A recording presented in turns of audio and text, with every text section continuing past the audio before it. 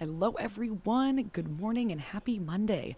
My name is Elena Riley, and thank you very much for joining me here at the Alert Center, where I bring you our top headlines every weekday morning. So we have a lot to get to. Let's get started. All right, well, to start, a man is dead after he was hit by a vehicle in the downtown Omaha area early yesterday.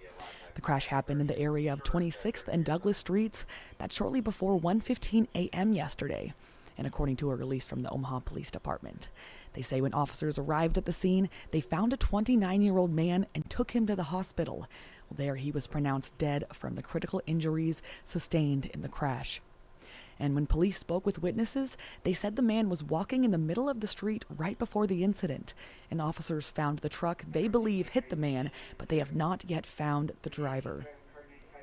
Well, the investigation is ongoing. That's what the release from OPD reads. But anyone with information, you can contact Omaha Crime Stoppers anonymously at 402-444-7867 via the Omaha Crime Stoppers website or via the P3 Tips mobile app. So they would like to hear from you on that if you have any information. And one person is in the hospital after a fight disturbance early yesterday in the Midtown Omaha area. Omaha police officers got a call for a fight near 31st Street and Dewey Avenue. That's shortly after 1 a.m. yesterday. And police tell First Alert 6 on the scene that before they got there, the call was upgraded to include a shooting victim.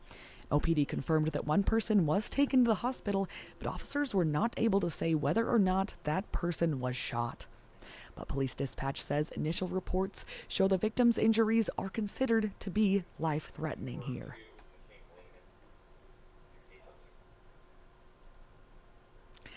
And next up, members of an Iowa high school girls basketball team are injured after their bus was involved in a crash over the weekend.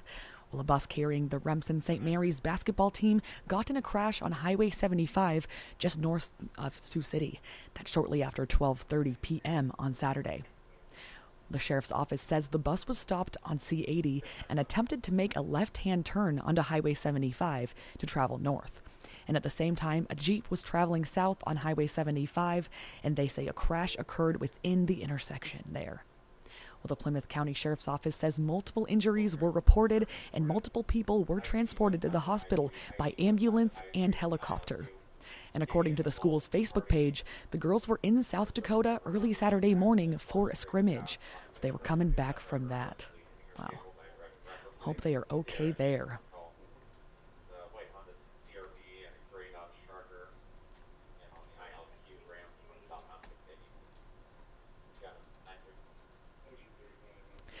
Well, the Secretary of War and U.S. Southern Command has confirmed another strike on an alleged drug trafficking boat. According to CNN, the strike happened in the Eastern Pacific and it left 3 people dead. It was the 21st known strike conducted on the alleged drug boats during President Donald Trump's second term here. This attack brings the number of people killed by the U.S. military strikes on the boats to 83. That's what CNN reports. And the Trump administration has not yet shown any evidence supporting these drug allegations. But Nebraska Rep. Don Bacon has responded, and he said the president should come to Congress for authorization before any future strikes. Well, he says there is some sympathy in Congress to stop this. We lose 100,000 people a year, but he should come to Congress, and if he wants to continue the operations on these boats, should get authorization. That is what Rep. Bacon said. And Defense Secretary Pete Hegseth says the military has all the authority it needs to conduct the strikes.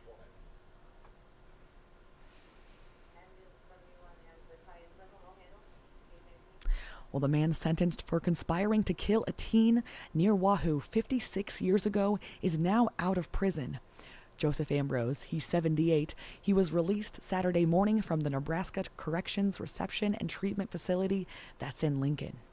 And Ambrose pleaded no contest back in August to conspiracy to commit murder in the death of 17-year-old Mary Kay Hesse.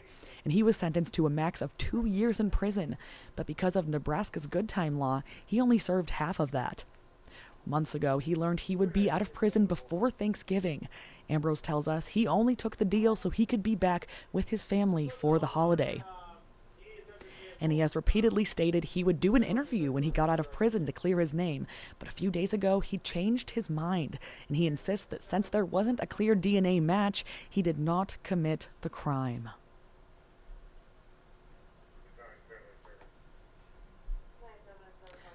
Right, well, last up this morning, today, the Durham Museum in Omaha will set up its Christmas tree for the holiday season. Wow, some fun news here. Well, First Alert 6 is told it is scheduled to arrive at the museum between 10 and 11 a.m. this morning and be set up between 11 a.m. to 1 p.m. as well today. Well, the event will celebrate the 50th year of the tradition, and according to the Durham's website, it is the region's largest indoor Christmas tree. It stands at nearly 40 feet tall. Well, the search for the tree, which comes from the yard of an Omaha Metro family, started back in June. And a lighting ceremony will be held on November 28th. That'll kick off activities for Christmas at Union Station. So that is all the fun events and things they have there at the Durham. Looking forward to that. It is so funny. Take a tree from here, a local tree from a family, and get it up there in the museum for us all to see. Dress it up. So excited to see which one they pick. Right, we'll head here to First Alert 6, where we have all these top headlines. This is 6 Things You Need to Know. It's Monday, November 17th. And I bring this web story to you at about 6 a.m. every weekday morning, as well as this live stream here at about 8 a.m. to talk all of them over.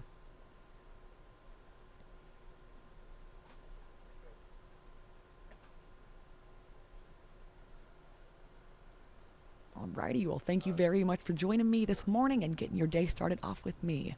So have a good start to your day.